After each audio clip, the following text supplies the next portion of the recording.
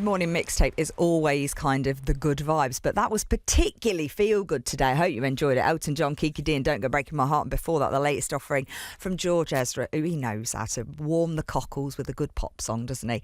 It's Naomi Kemp with you, 16 minutes past 11. Happy Wednesday. Now, think back to when you were at school, maybe kind of GCSE age if you left around then, or maybe like sixth form time, and you're thinking, what am I going to do with my life? And maybe there's a careers advisor, you go and see them. I remember going to the careers advisor and saying to her that I wanted to become a pilot, because I wanted to travel. And she told me, well, have you considered being an airport traffic control? And I was like, babes, you're missing the point here. But there's something brilliant happening in Leicester to encourage our sixth form students. Students across Leicester, Leicestershire and Rutland are being encouraged by Loros Hospice to take part in a series of hackathon challenges, which might help them into various career sectors, including the charity sector, technology and entrepreneurship, amongst others. The challenges will culminate in March with a Dragon's Den style pitch to a panel of experts, hopefully not as scary as the dragons. Nakul Patel is a consultant plastic and reconstructive surgeon, as well as a trustee for Loros. He's joining us now alongside Alethea from Uppingham School, who is a student representative. How are you both? Really well, thank you. Good. Now, before we get stuck in, who wants to take the reins on explaining what a hackathon is? Because when I saw that, I was like, hackathon? Is it horse riding? Then I was like, is it computer hacking? What's the idea of a hackathon? So a hackathon comes from the tech sector. It's where we think of significant problems and within a short space of time mix people together of different skill sets and come out with a definitive solution, a minimally viable product. And often hackathons lead to new devices, innovations that change the way that we think about things. And it's not been done in the palliative care sector to this degree, involving sixth form students. And we're super excited to be working with Uppingham School and 13 other schools around Leicester, Leicestershire and Rutland for this. So Alethea, have you had a go at a hackathon yet? So no, as I'm the student leader, I'm in UP6, so it's quite crazy with mocks going on. So it's more geared towards lower sixth students, okay, who are more unsure on what they're going to do for their career, or just want to have some time trying out what it would be like to do something like this. Amazing. I think it's a really good opportunity. Yeah, absolutely. So how will this help then students kind of maybe refocus their ideas on how to pick their career choices? Well, I think what part of the developing a solution is you have to take into account things such as law and patents and how you're going to financially come to a solution. So it's a diverse way of thinking, which encourages students to consider a lot of things. And so it allows them to experience a lot of different careers in one situation. Yeah, and I think you spend so much time at school kind of with your head down doing the academic stuff, which is great for a lot of things. But actually, I imagine this is geared more towards that practical side and using kind of different parts of your brain, creativity differently, teamwork and stuff like that. 100%. It allows the students to take a role in what they want to do rather than being led by a course or a teacher. They have a chance to be innovative and think of a solution themselves. What's the feedback been like from people who are kind of getting involved in this? Do you want to take this, Nakul? Yeah, incredible, really. I think there's been a lot of excitement from all the students and all the schools. And I think young people have a very good understanding of technology, and COVID has shown us that.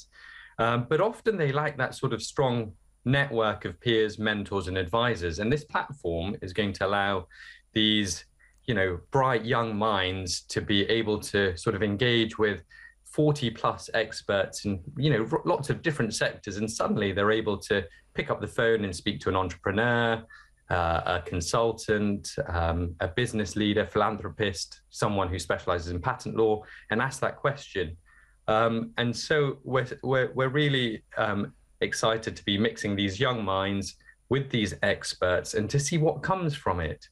And I think the beauty of that as well is it's not just the students who can take something away from that and be inspired. Actually, the experts will maybe get different ideas than they'll get fresh ideas, they'll get fresh perspectives on things. That's so true. You've probably hit the nail on the head. We know that it's often younger minds that are creative, and it's often the younger minds that will think of a new solution to an existing problem. And that's what we're hoping to tap into, with this hackathon style project. And so in terms of the Dragon's Den bit, which honestly sounds quite scary, I remember being at school and the idea of having to get up and do a presentation, as part of your English exam or whatever, you'd have to read something out, a bit like getting a sweat on. So the idea of doing a Dragon's Den thing, I'm like, that sounds a bit intense. I imagine it's not quite as intense as the actual Dragon's Den, but how will that bit work? So we're excited. On the 4th of March, the students will get to present to a panel of judges, the so-called dragons, and then we will have a chance to quiz them about their idea and their device or solution. And then we'll have a prize-giving ceremony for them. It's certainly not going to be as scary as the actual Dragon's Den, but it's going to be a lot more fun. That sounds good. Who are the dragons? How do they get selected? We've got a group of experts, experts in their field. We've got some entrepreneurs, some people that have created their own startup companies. And I do think that some of the ideas that come from here will receive funding so that we can take it to the next level, and hopefully see some new innovative, crazy ideas, not just for Leicester, Leicestershire and Rutland, but nationally and hopefully internationally for end-of-life care. Amazing. Well, I mean, it sounds brilliant, and I feel like when I was at school, like I said, my experience of kind of what do you want to do beyond school was a very bad experience with a questionable careers advisor. So this sounds way better than that, and it's great that so many schools are taking part across the county. So, like you say, the idea, the aim of the game, is to try and get people encouraged into these different sectors. So, have you found that off the back of that people are more inspired to do that? On previous hackathons that we've run, we've had some startup companies that have formed, a few of which are multi-million-pound companies now. So, it's amazing that you can take young minds, put them into this sort of system, mix them with experts, and suddenly you can have businesses. If we just look at Companies House, over the last 5 years, there's been a 35% increase in the number of 16 to 25-year-olds that have set up their own companies. And I think COVID has certainly meant that that's increased too. And I suspect that some of these students will do the same. Sounds brilliant. Well, I have one final question. It's for you, Alethea. What do you want to do? What's your goal post Uppingham School? And so I'm looking into medicine, and I think this project has been really great because I've been working with so many amazing people such as Nakul, which really I wouldn't have the opportunity to do otherwise. It's been really amazing to kickstart my ideas for that. So being in contact with all these experts allows me to pursue all these routes. And yeah, I've decided that hopefully in medicine. Oh, amazing. Well, two things. A, you must be mega smart.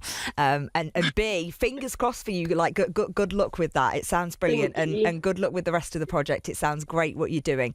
Dr. Nakul Patel, consultant plastic and reconstructive surgeon and a trustee for Loros, and Alethea from Uppingham School, who was our student representative. It is BBC Radio Leicester, 11:25. Have a bit of pink in your life.